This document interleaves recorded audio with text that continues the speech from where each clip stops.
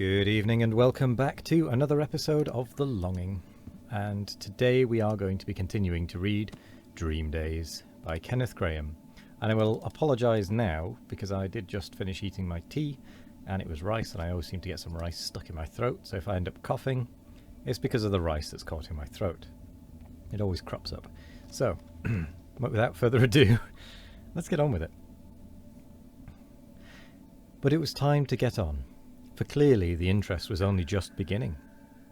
Over went the next page, and there we were, the whole crowd of us, assembled in a noble church. It was not easy to make out exactly what was going on, but in the throng I was delighted to recognise my angels at last, happy and very much at home.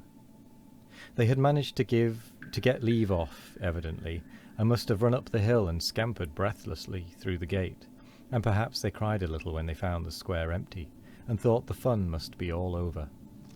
Two of them had got hold of a great wax candle apiece, as much as they could stagger under, and were tittering sideways at each other as the grease ran bountifully over their clothes. A third had strolled in among the company, and was chatting to a young gentleman, with whom she appeared to be on the best of terms. Decidedly this was the right breed of angel for us. None of your sick-bed or night nursery business for them. Well, no doubt they were now being married, he and she, just as always happened, and then, of course, they were going to live happily ever after. And that was the part I wanted to get to. Storybooks were so stupid, always stopping at the point where they became really nice. But this picture story was only in its first chapters, and at last I was to have a chance of knowing how people lived happily ever after. We would all go home together, he and she, and the angels and I, and the armour man would be invited to come and stay. And then the story would really begin, at the point where the other ones always left off. I turned the page and found myself free of the dim and splendid church, and once more in the open country. This was all right. This was just as it should be. The sky was a fleckless blue, the flags danced in the breeze, and our merry bridal party, with jest and laughter, jogged down to the waterside. I was through the town by this time, and out on the other side of the hill, where I had always wanted to be. And sure enough, there was the harbour, all thick with curly ships. Most of them were piled high with wedding presents, bales of silk and gold and silver plate, and comfortable-looking bags suggesting bullion, and the gayest ship of all lay close up to the carpeted landing stage. Already the bride was stepping daintily down the gangway, her ladies following primly, one by one. A few minutes more and we should all be aboard. The hawsers would splash in the water, the sails would fill and strain. From the deck I should see the little walled town recede and sink and grow dim, while every plunge of our bows brought us nearer to the happy island. It was an island we were bound for, I knew well. Already I could see the island people waving hands on the crowded quay, whence the little houses ran up the hill to the castle, crowning all with its towers and battlements. Once more we should ride together, a merry procession, clattering up the steep street and through the grim gateway. And then we should have arrived. Then we should all dine together. Then we should have reached home. And then... Ow, ow, ow. Bitter it is to stumble out of an opalescent dream into the cold daylight. Cruel to lose in a second a sea voyage, an island, and a castle that was to be practically your own.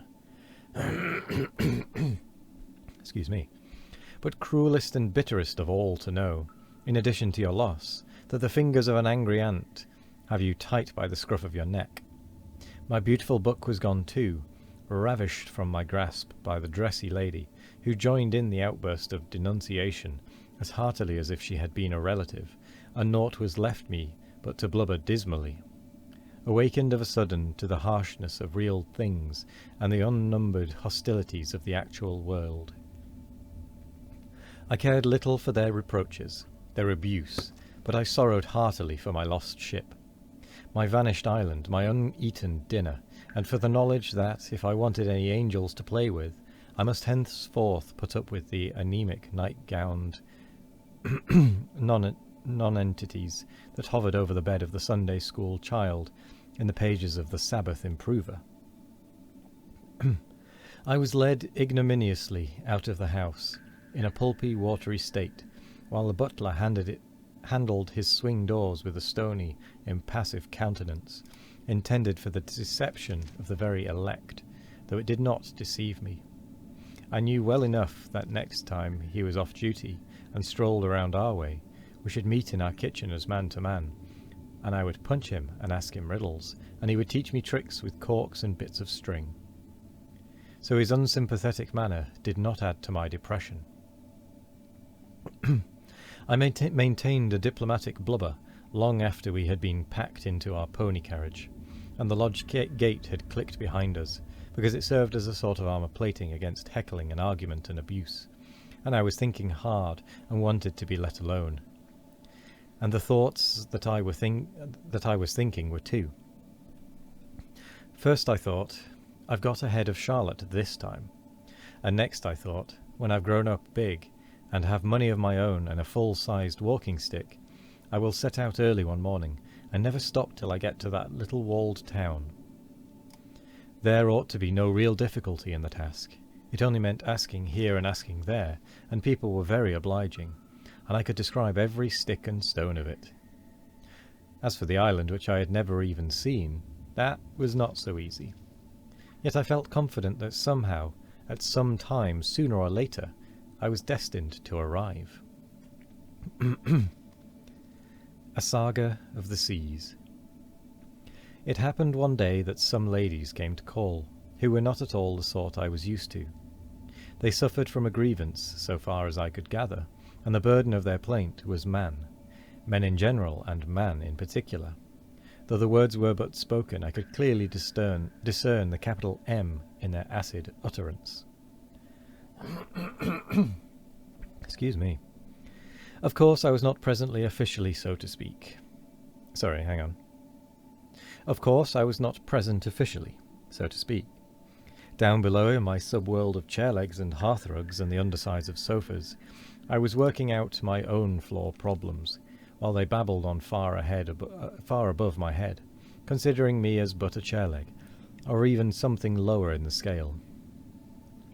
Yet I was listening hard all the time, with that respectful consideration one gives to all grown-up people's remarks, so long as one knows no better. It seemed a serious indictment, though, as they rolled it out. In tact, considerateness, and right appreciation, as well as in taste and aesthetic sensibilities, we failed at every point. We breeched and bearded prentice jobs of nature, and I began to feel like collapsing on the carpet from a sheer spiritual anemia.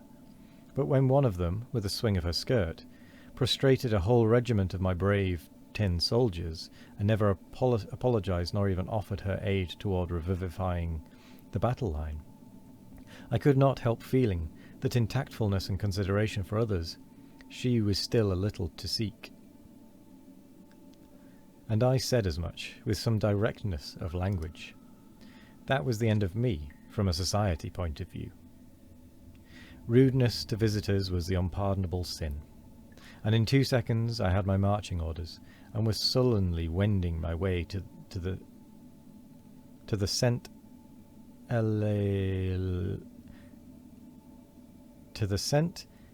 Elelina of the nursery. Elelina. Yes, St. Elelina of the nursery. Sorry, that was a word I didn't know how to pronounce. As I climbed the stair, my thoughts reverted somehow to a game we had been playing that very morning. And with that, we come to the end of the reading. Excuse me, sorry about all the throat clearing. Rice seems to have that effect on my throat, and I don't know why.